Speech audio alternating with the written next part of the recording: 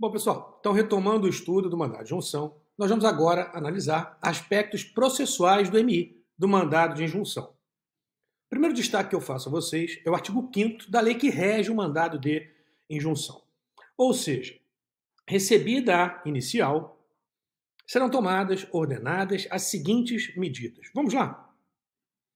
Artigo 5º da lei que regula o mandado de injunção. Diz lá, recebida a inicial, serão adotadas as seguintes medidas. 1.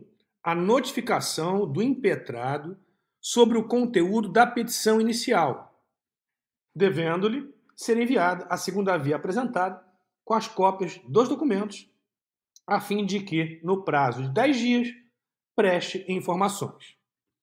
Portanto, uma vez recebida a inicial, deve ser notificado o impetrado sobre o conteúdo da inicial do respectivo mandado de injunção, para que então ele se manifeste no prazo de 10 dias.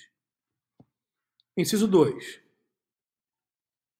Ciência do ajuizamento da ação ao órgão de representação judicial da pessoa jurídica interessada, devendo-lhe ser enviada cópia da petição inicial para que, querendo, ingresse no feito. Inciso 2. Então, recebida a inicial, será dada ciência ao órgão de representação judicial da respectiva pessoa jurídica interessada, para que ela, assim querendo, ingresse no feito. Agora, artigo 6º. A petição inicial será desde logo indeferida quando a impetração for incabível ou manifestamente improcedente. Da decisão do relator, quem defere a inicial desde logo, cabe agravo para o respectivo órgão colegiado. Assim, como dissemos, da decisão do relator, que indefere a inicial, por entender que a mesma é manifestamente incabível ou manifestamente improcedente, dessa decisão cabe agravo no prazo de 5 dias para o órgão colegiado competente para apreciar a questão. Agora, artigo 7º. Findo o prazo para apresentação das informações, que prazo é esse? O prazo de 10 dias, como nós vimos anteriormente. Portanto, findo o prazo de 10 dias para manifestação, cabe, portanto, ao Ministério Público ser ouvido e emitir parecer de caráter opinativo, também no prazo de 10 dias. Não emitido parecer nesse prazo de 10 dias, os autos serão conclusos ao juiz sem o parecer. Então o MP tem 10 dias para emitir o parecer. Não emitido parecer nesses 10 dias, ou emitido nesses 10 dias, não importa. Os autos serão conclusos ao juiz. Artigo 7, novamente. Fim do prazo para apresentação das informações, que é de 10 dias, como visto, será ouvido o Ministério Público, que opinará em 10 dias, após o que, com ou sem parecer, os autos serão conclusos para a decisão. Nós temos que tomar agora um cuidado muito grande com o artigo 8º. Porque o artigo 8º, ele parece ter optado pelas decisões chamadas decisões concretistas mediatas. Ou seja, a ideia é que se constate a mora, se cientifique o poder responsável para que ele edite a norma faltante, e só então o indivíduo estaria apto a exercer o direito, se o poder competente editar a norma faltante no prazo estabelecido, o indivíduo exerce o direito com base na norma editada pelo poder competente. Se ele não editar no prazo estabelecido na decisão, só então o indivíduo passaria a poder exercer o direito. E dependendo da situação, o indivíduo teria que ingressar com uma nova ação ou com uma outra ação. Então a ideia do legislador parece ser ou estar defasada em relação à própria jurisprudência do Supremo Tribunal Federal. Vamos ao artigo 8º. Veja o que diz o artigo 8º. Reconhecido o estado de mora legislativa, será deferida a injunção para 1. Determinar prazo razoável para que o impetrado promova a edição da norma regulamentadora. Até aqui, problema algum. Constatada a mora, que inviabiliza o exercício de um direito fundamental, julgado, portanto, procedente de mandado de junção, será cientificado o responsável pela edição da norma faltante para que edite a norma no prazo estabelecido na decisão do mandado de junção. Voltando agora ao artigo 8º, inciso 2.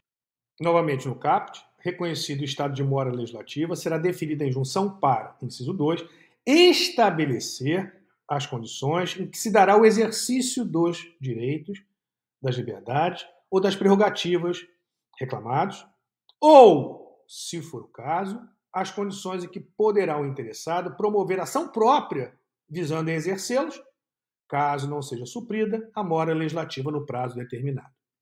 Aqui cabe a crítica que nós fizemos. A lei ela está defasada. Porque veja só, a ideia aqui seria que, primeiramente, se declare a mora do poder ou órgão competente na edição da norma regulamentadora, que, consequentemente, viabiliza o exercício de determinado direito. Estabelecido prazo para que essa norma seja editada.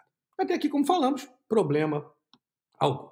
Já no inciso 2, é que nós começamos a ter um certo problema. A primeira parte do inciso 2 diz que a decisão já pode estabelecer as condições em que se dará o exercício do direito. E qual a leitura que tem sido feita? O artigo 8º caput, com o inciso 2, primeira parte, combinado com o artigo 9º, que diz lá no artigo 9º: a decisão terá eficácia subjetiva limitada às partes e produzirá efeitos até o advento da norma regulamentadora. Então, o que o STF tem entendido em relação a esse artigo 8º, inciso 2, combinado com o artigo 9º? Tem entendido o STF que, por força dos princípios da máxima efetividade, da força normativa da própria Constituição, dos direitos fundamentais, o mandado de junção, julgado procedente, tem como efeito, 1, determinar que o poder competente ou órgão responsável pela omissão edite a norma faltante, estabelecendo prazo para tanto. É uma espécie de apelo ao legislador. Mas a decisão, por óbvio, ela não se exaure nesse ponto. Pois a finalidade do remédio constitucional, como nós temos insistido com vocês, é garantir o exercício daquele direito fundamental.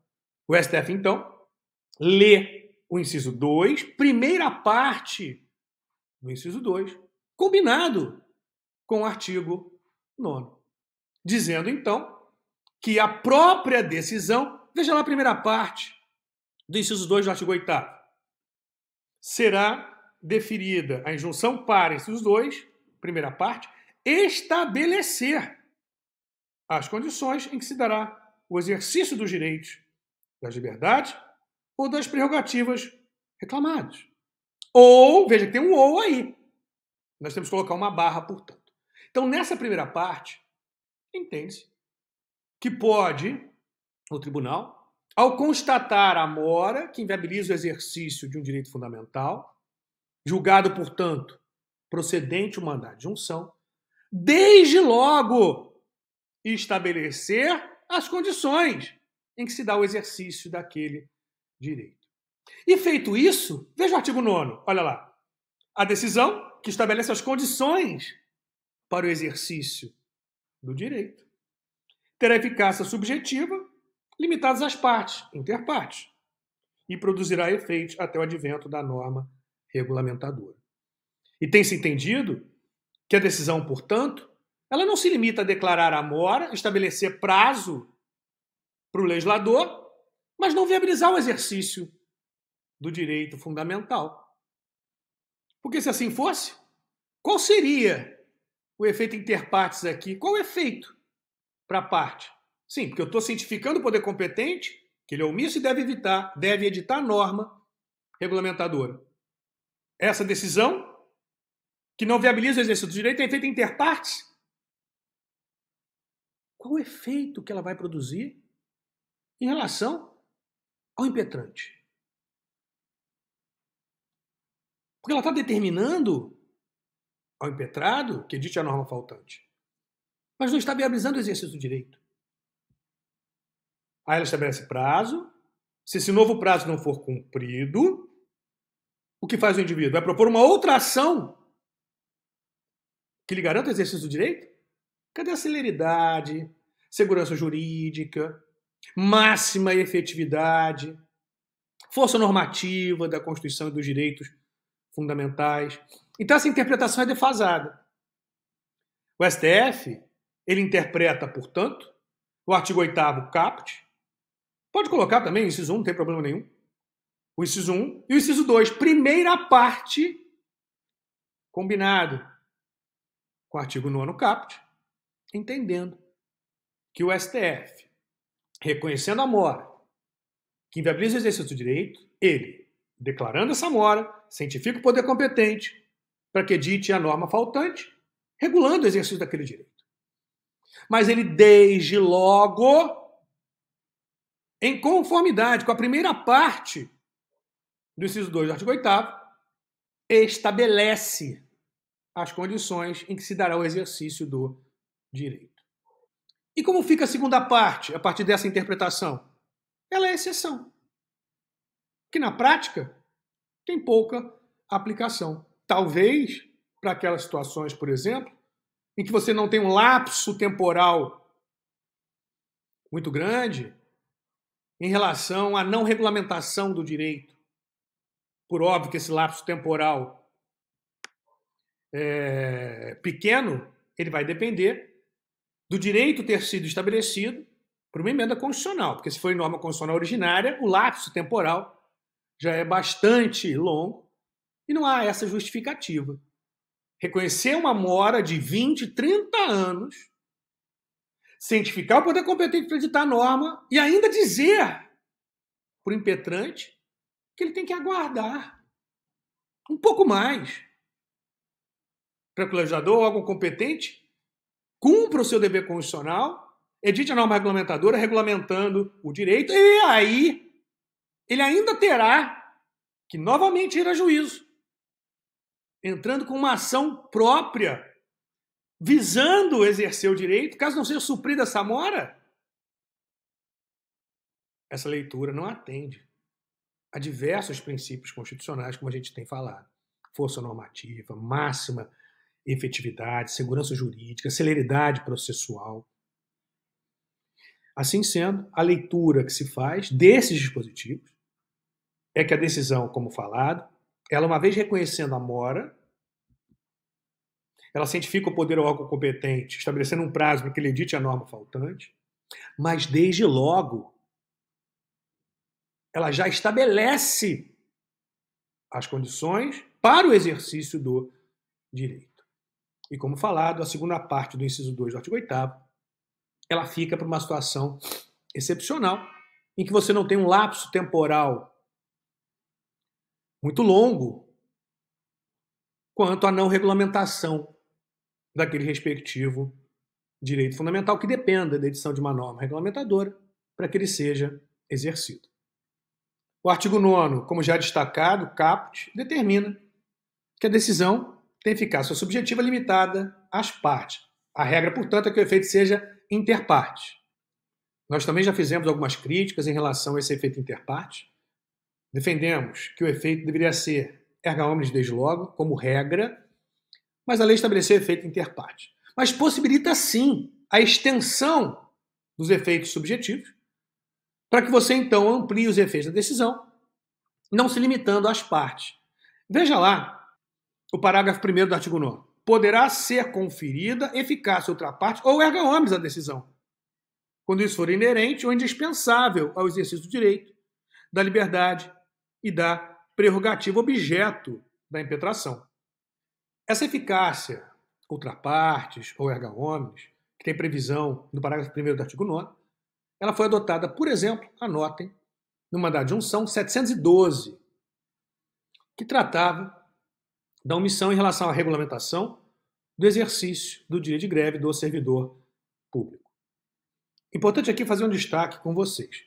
O indeferimento do pedido por insuficiência de provas não impede que se promova, que se renove a impetração, desde que fundada em outras provas, desde que fundada em outros elementos probatórios. É o que dispõe o parágrafo 3º do artigo 9º, olha lá. O indeferimento do pedido por insuficiência de prova não impede a renovação da impetração fundada em outros elementos probatórios. E parágrafo 2º desse artigo 9º, olha lá, transitada em julgado a decisão, seus efeitos, que em regra são interpartes, poderão ser estendidos aos casos análogos por decisão monocrática do relator. Então você tem lá um primeiro MI, cujos efeitos foram interpartes. Transitado em julgado, os efeitos dessa decisão podem ser estendidos pelo relator, monocraticamente, a casos análogos. Então, a decisão proferida no mandado de junção, seja com efeito interparte, desculpe, né? Não apenas com efeito interparte, com efeito interparte, ou mesmo com efeito erga omnes, transitado em julgado, essa decisão poderá o relator, em casos análogos, utilizar o que foi decidido naquele primeiro mandado de junção transitado em julgado, estendendo os efeitos do mesmo a casos, como dispõe a lei, análogos. O artigo 10, muita atenção, ele permite a revisão da decisão, desde que alterada as circunstâncias de fato ou de direito. Veja como dispõe o artigo 10. Sem prejuízo dos efeitos já produzidos, a decisão poderá ser revista a pedido de qualquer interessado quando sobrevierem relevantes modificações das circunstâncias de fato ou de direito. A ação de revisão observará no que couber o procedimento estabelecido nessa lei. Agora, muita atenção com o artigo 11, que eu também já expliquei para vocês nas aulas anteriores. Então, muito cuidado com esse artigo 11, com um detalhe que eu vou trazer novamente para vocês, tá? Olha o que diz lá no artigo 11. A norma regulamentadora superveniente, então a norma que regulamenta aquele respectivo direito, a norma editada pelo poder ou órgão competente produzirá efeitos ex nunc. Lembrando que a lei ela tem efeito ex nunc em regra. Então, a norma regulamentadora editada pelo poder competente ou pelo órgão responsável, ela tem, em regra, efeito ex nunc. Dali para frente. Ela não é editada para regular o passado, mas para regular o futuro. Mas retornando ao artigo 11, caput. Então, a norma regulamentadora superveniente produzirá efeitos ex nunc em relação aos beneficiados por decisão transitada em julgado, salvo se a aplicação da norma editada lhes for mais favorável. Então, a exceção é se a norma for mais favorável do que a própria decisão que viabilizou o exercício daquele direito. E se assim for, ela vai se aplicar a esse caso anterior, a essa situação anterior à edição da norma regulamentadora. Nós temos que tomar um cuidado muito grande agora com o parágrafo único desse artigo 11. Olha o que diz lá. Estará prejudicada a impetração se a norma regulamentadora for editada antes da decisão. Grife, antes da decisão. Caso em que o processo será extinto sem resolução de mérito. Cuidado, chama a atenção novamente para aquela situação que nós já exploramos. Não vou voltar para não tomar novamente o tempo de vocês de forma desnecessária, mas vou sinalizar em relação ao que nós já falamos. Imagine que seja julgado procedente o mandado de junção. Então nós temos agora uma decisão. Veja que se for editada a norma regulamentadora, nessa hipótese, ela não estará sendo editada antes da decisão, mas após a decisão. E eu dei para vocês um exemplo. Então tem lá um órgão colegiado apreciando e julgando esse mandado de junção. O relator apresenta seu voto e diz lá no seu voto: reconheço que existe uma omissão que está inviabilizando o exercício de um direito. Julgo, portanto, procedente o mandado de junção para reconhecer que existe uma omissão inconstitucional que está inviabilizando o exercício do direito ou de um direito fundamental. É o artigo 8º caput. Olha lá. Reconhecido o estado de mora legislativo, será definida a injunção para. Então é reconhecido esse estado de mora que está inviabilizando o exercício do direito. Unânime. Unânime. O órgão colegiado, de forma unânime, entende que existe de fato uma omissão inconstitucional que está inviabilizando o exercício de um direito fundamental.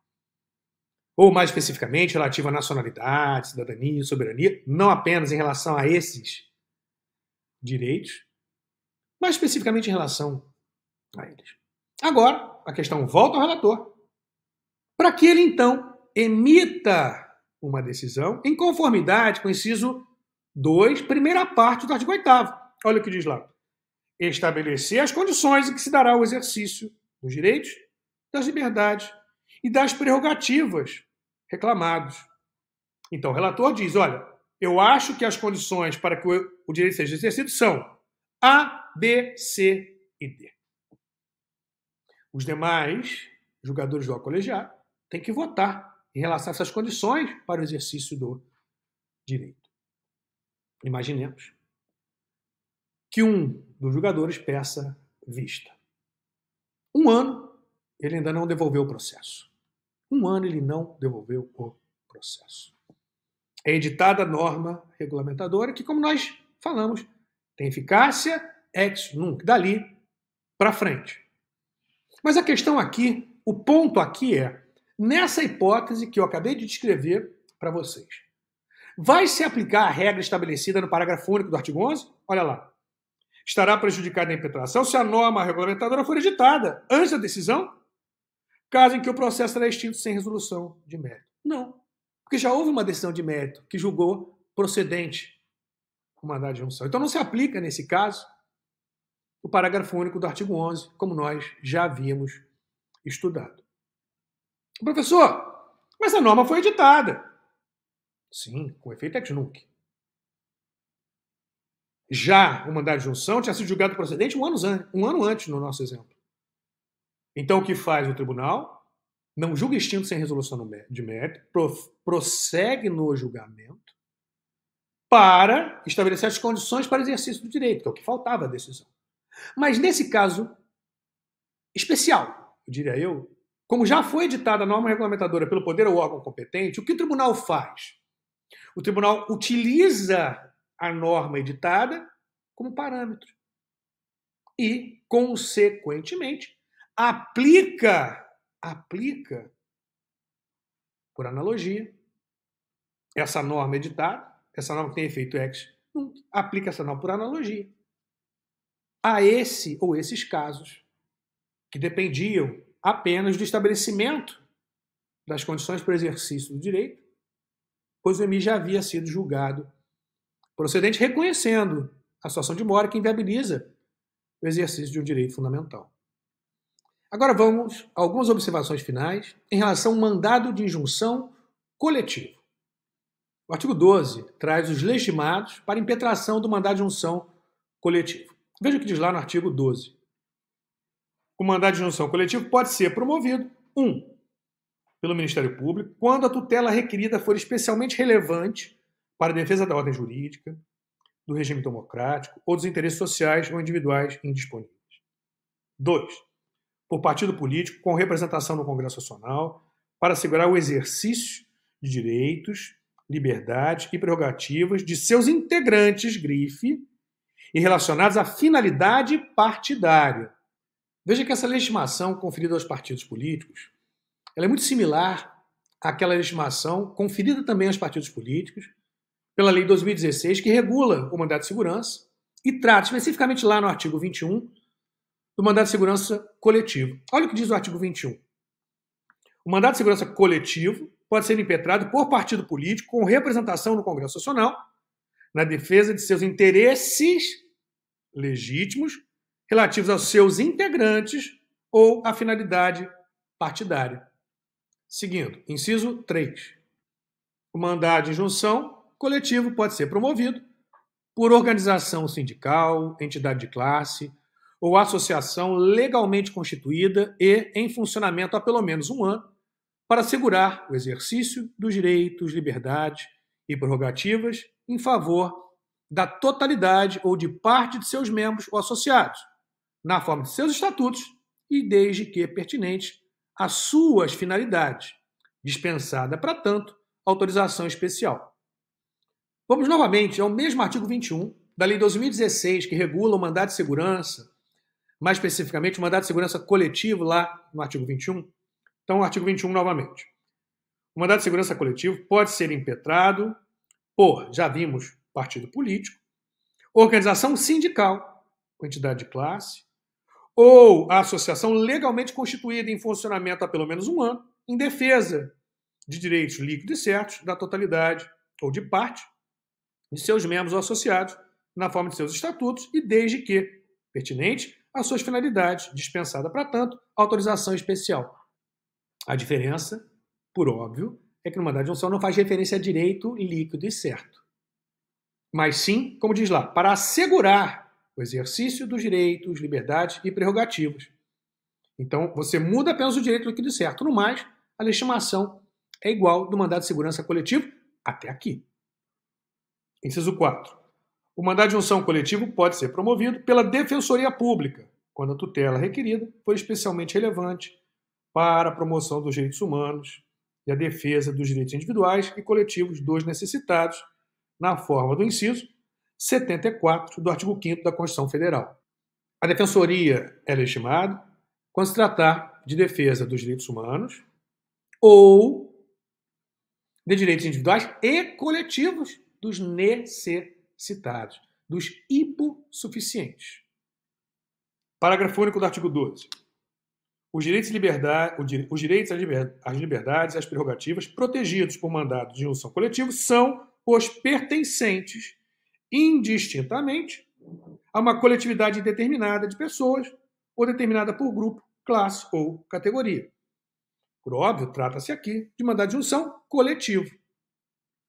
Se os direitos tutelares do mandado de injunção coletivo são esses que acabamos de ver, agora muita atenção em relação aos efeitos da própria decisão no mandado de injunção coletivo. Artigo 13, caput primeiramente, olha lá. No mandado de injunção coletivo, a sentença para a coisa julgada, limitadamente às pessoas integrantes da coletividade, do grupo, da classe ou da categoria, substituídos pelo impetrante. Agora, parágrafo único do artigo 13. Ele abre dizendo que o mandado de injunção coletivo não induz litispendência em relação aos mandados de injunção individuais. Então, o mandado de injunção coletivo, ele não induz litispendência em relação aos mandados de injunção individuais. Veja como abre esse parágrafo único do artigo 13.